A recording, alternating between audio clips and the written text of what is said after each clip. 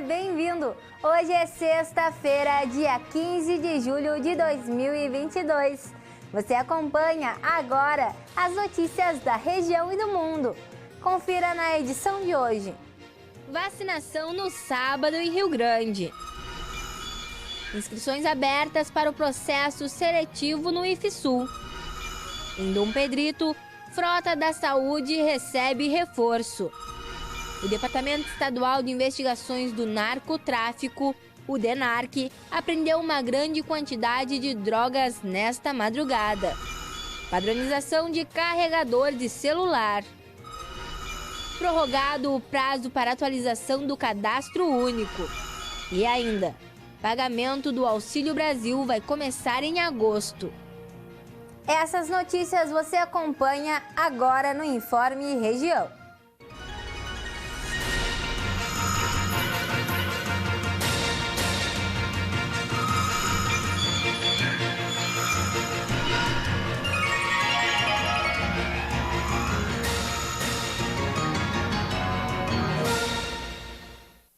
Começa o jornal de hoje falando sobre vacinação.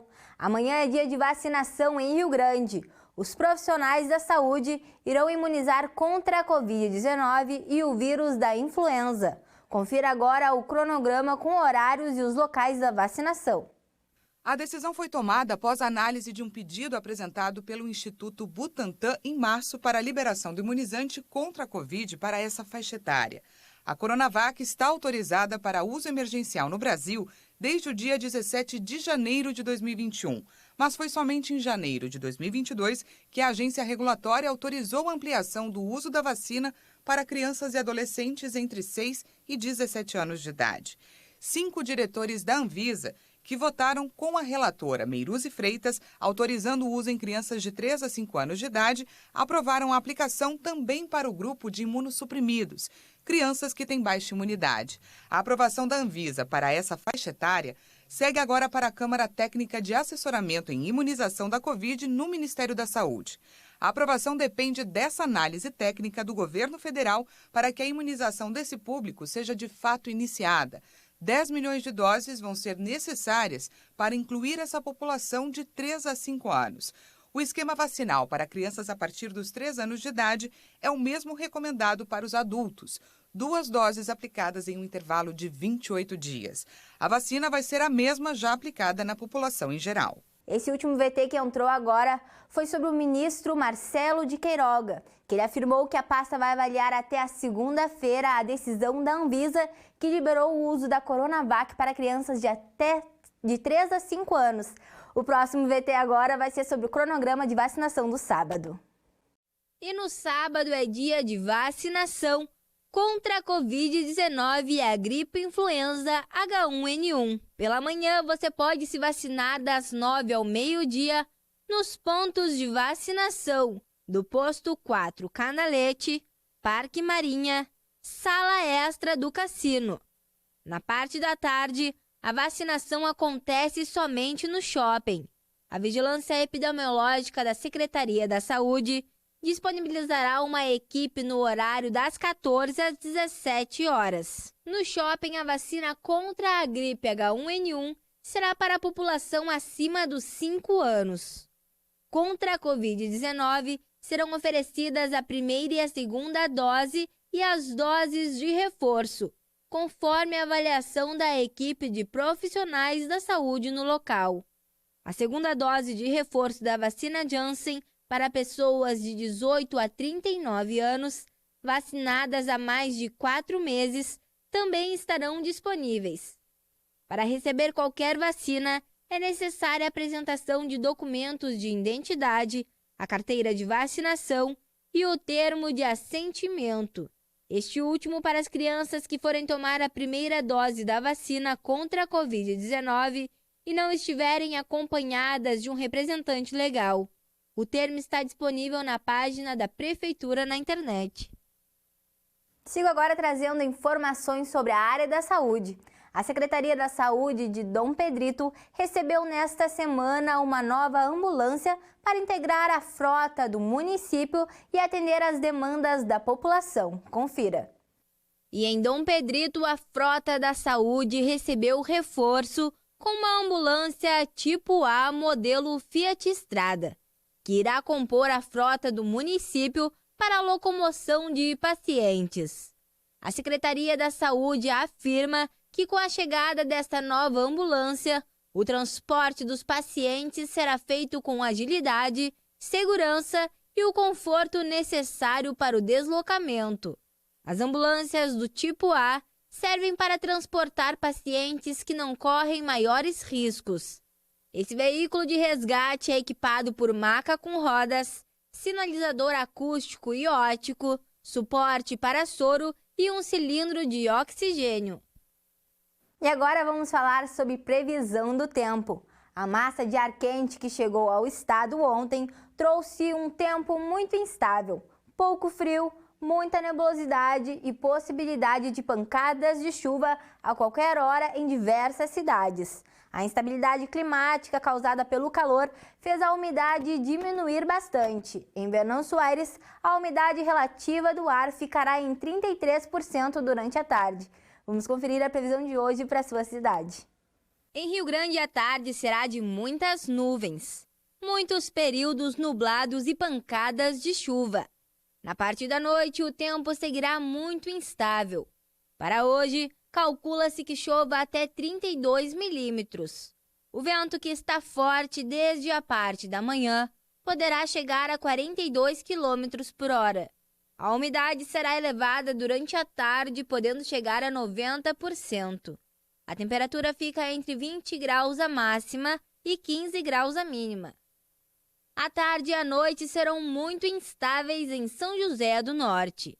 Haverá possibilidade de pancadas de chuva a qualquer hora e o céu permanecerá nublado durante toda a sexta-feira.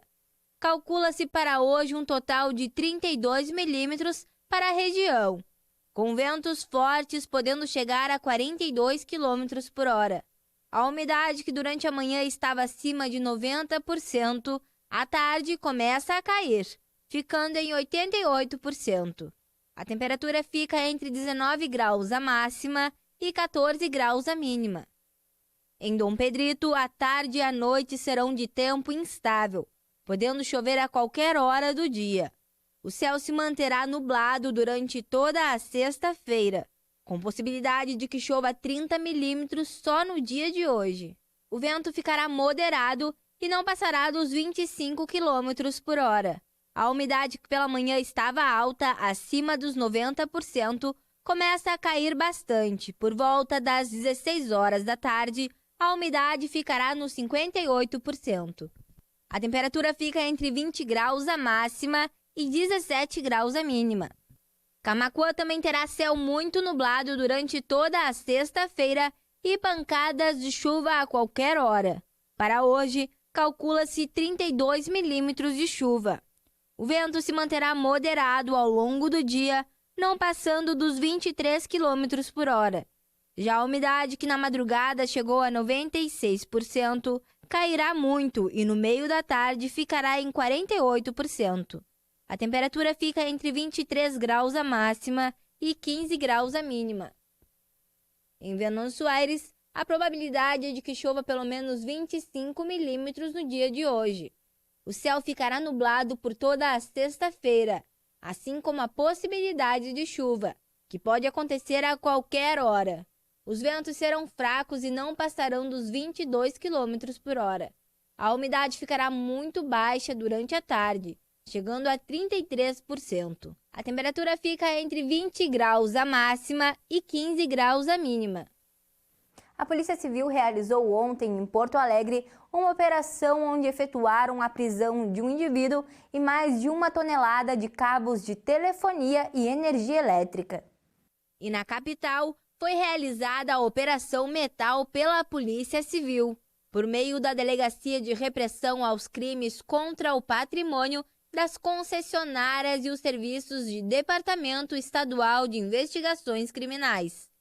As buscas foram realizadas ontem na Avenida das Indústrias, em Porto Alegre.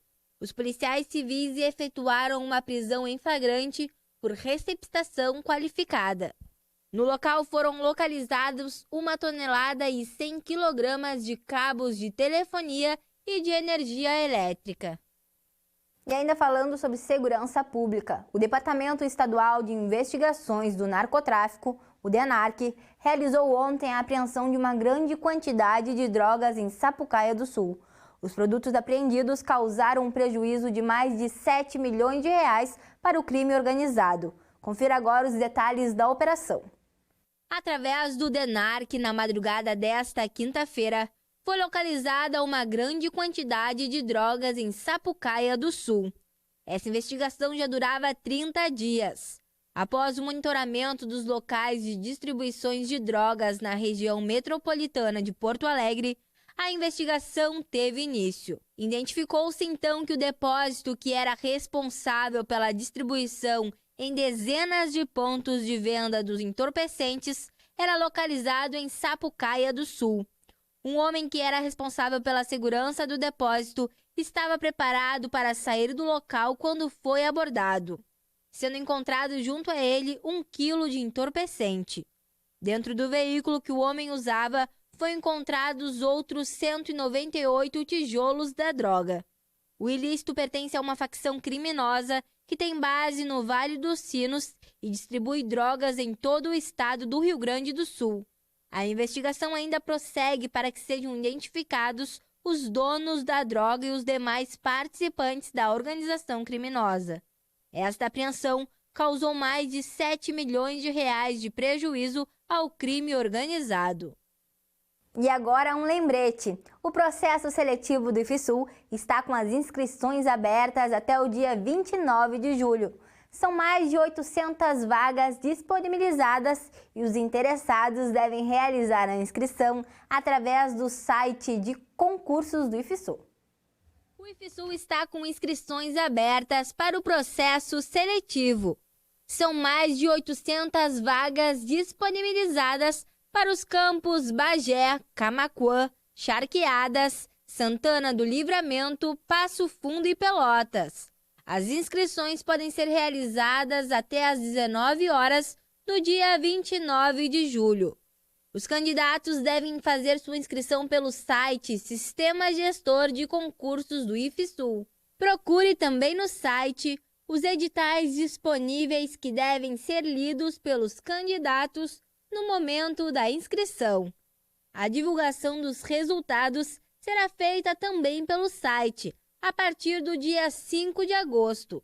Após as publicações das listas dos aprovados, serão divulgados os dias, horários e locais da matrícula online. A Anatel abriu consulta pública para decidir sobre a implantação de um carregador único para todos os celulares. Se aprovada, a ideia é que a proposta passe a valer a partir de 2024.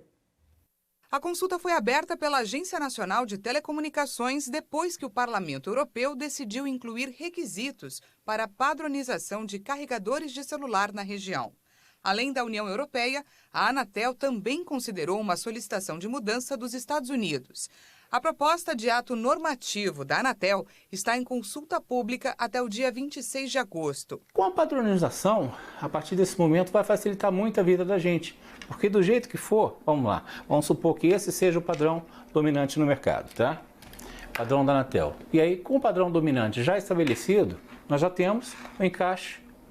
Você chega e encaixa com facilidade. A intenção é que o conector no aparelho e no cabo seja igual em todas as marcas e modelos de celulares a partir do segundo semestre de 2024. Você vai poder ter um carregador universal, que será apto para qualquer dispositivo, dando a carga adequada, evitando até mesmo a parte de combate à pirataria. Nós sabemos que tem sim carregadores e cabos no mercado paralelo, a gente sempre tenta fazer busca e apreensões no combate à pirataria. É melhor para a indústria, é melhor para o consumidor, é melhor para as telecomunicações brasileiras.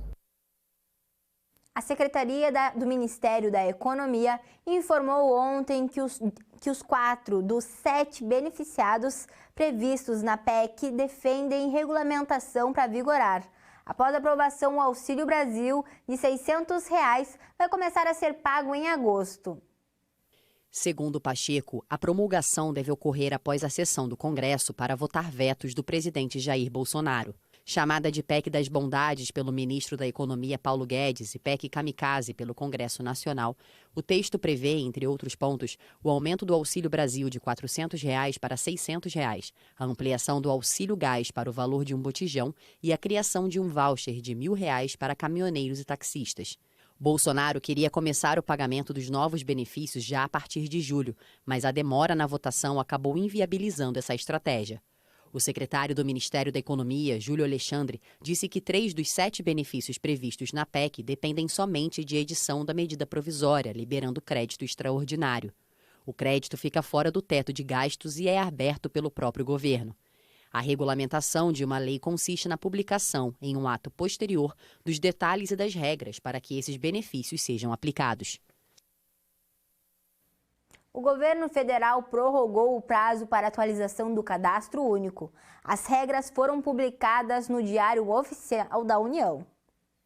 As famílias que estão há mais de 2 anos sem atualizar os dados devem fazer a revisão cadastral.